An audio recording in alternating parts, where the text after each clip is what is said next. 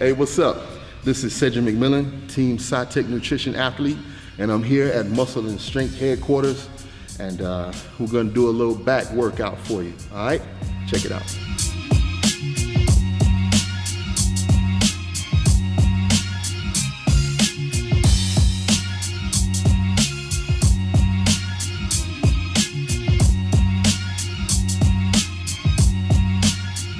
First exercise I do almost always for back is some type of bent over row. Most of the time I do it on the Smith machine. The reason why, when I train back, a lot of people, they use extremely heavy weight and explosive reps. I used to be the same way, but I felt I wasn't getting the proper stimulation that I used to. So I made some adjustments to my back workout. I focus on doing slow reps, just like with shoulders, with all body parts. Squeezing the contractions, sometimes holding the extension, controlling the rep speed.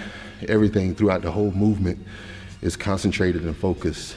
Just like with any other exercise, I use the very first set real slow, get a full stretch, squeeze the contractions, warm the muscle up that way, and then try to get into my heavy sets. As you can see here, maybe with my heaviest sets will be, around 4 or 5 reps, maybe 6. Whereas if I was to do a lot more explosive reps, I probably could do 10 or 12 maybe. But slowing it down and having more control, I'm able to get a lower rep range, which is what I want, because I feel like it kind of tricks the body into thinking, oh man, this is some heavy ass weight I can't do but 5 times, even though you could explode with it and do more. The fact that you are controlling the weight so much generates stimulation.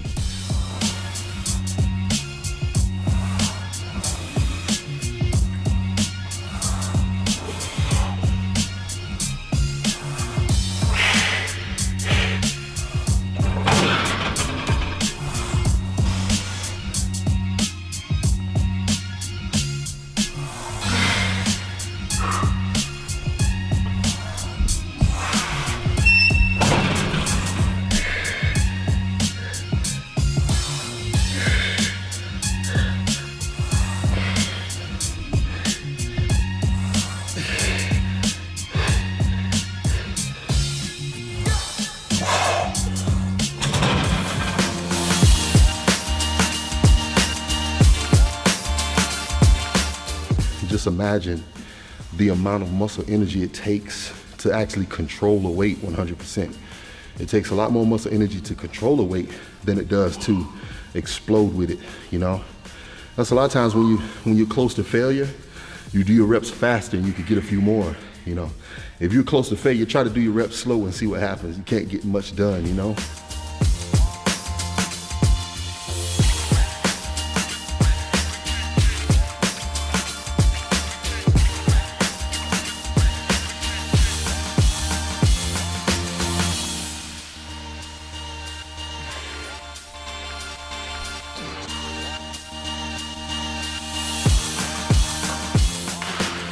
The way I structure my back workouts, or really any body part, is to hit the body part from different angles and to try to eliminate redundancy. Some people believe that creating damage is actually how you grow muscle, because you damage the muscle and the muscle grows back bigger and stronger. I believe you don't damage the muscle to make it grow. I believe you stimulate growth through proper training.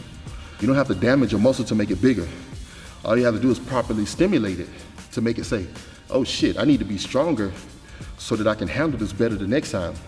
When you train and you damage muscle fibers deep within the muscle, superficial muscle, whatever, if you're constantly damaging that muscle and it breaks down, it has a breakdown and repair, your body thinks this is some type of trauma. And so what it does is it becomes hard and calloused to try to prevent that trauma or make the muscle tougher so that it can withstand that trauma. Your body don't want to be broke down. Your body don't want to have broke down muscle tissue. So it's going to try to prevent it. you know? That's how I look at it. Now look, I don't have no science to back that shit up, but that's what I believe in my head, and I let that drive my training.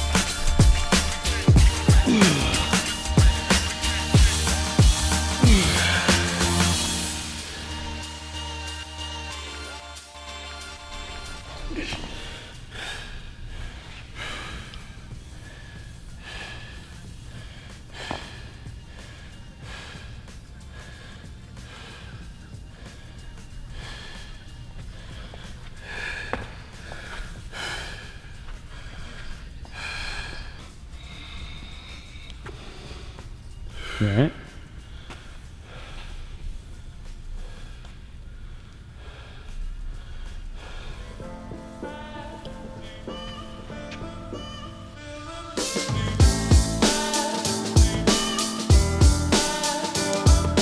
It's an exercise I like to do when it comes close to competition prep time.